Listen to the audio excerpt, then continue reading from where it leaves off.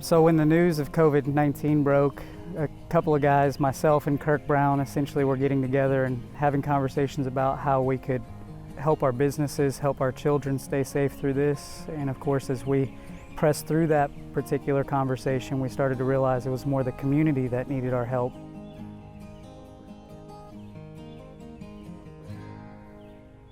As soon as COVID-19 hit and I knew that we were going to be quarantined and businesses would be closed, I worried about people being laid off, not having that income. I worried about some of the things that may entail, particularly trying to make sure at least they had something to eat. So we started working on that, and then of course Cares came into being. Actually, I was very excited about it because it did several things. We were able to help the people that needed it, keep food on their tables, try to work with them.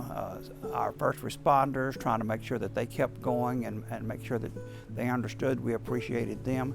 And then one very important factor that I believe, and that's the people here in this town.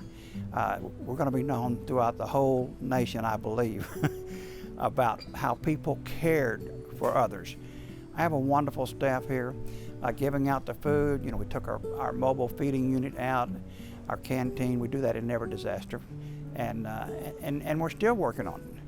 Thank you to those people who gave. Thank you to those restaurants and people that actually helped out in all of this. All the volunteers. It's been one of the highlights of my career. I've done this for over 40 years. I will never forget this, of how it all come together.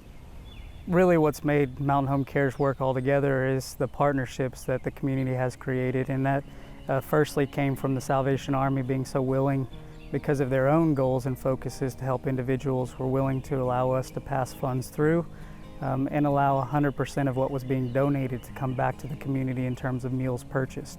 So that was the first big critical step that we needed to get in place. The second one was, how do we distribute the meals? And ASU was so willing to allow us to use their campus as a drive-through so that we could keep social distancing on the forefront of what we were doing.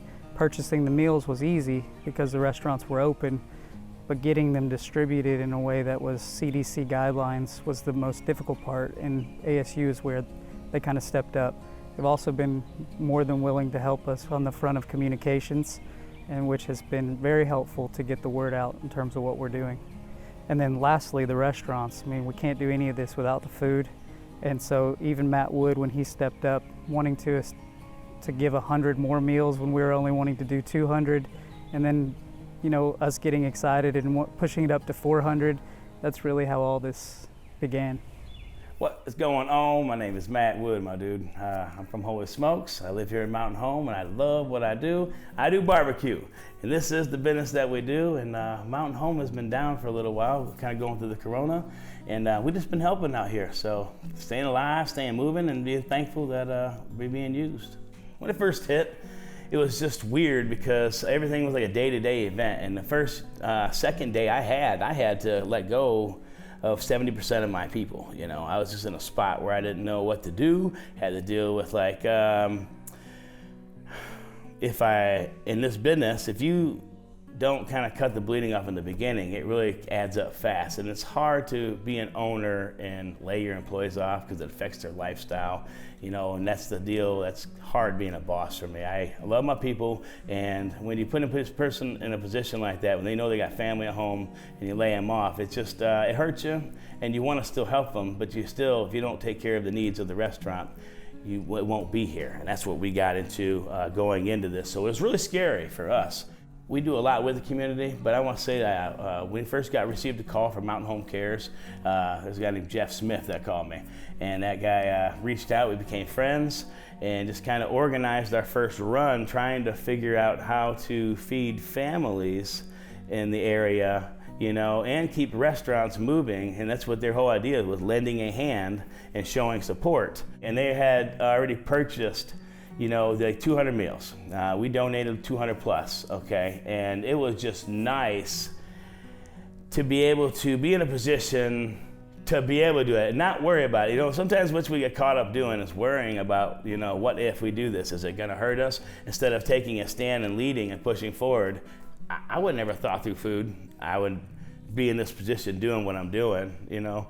I would never thought that. I came here, you know, think like any person opens a restaurant, wants to make money, but the passion from the food to the people, it changes somehow. And then, you know, I guess food brings people together. But what I was saying, I guess, is that very thankful, you know, that everybody pulled together, and just cool to be a part of on that.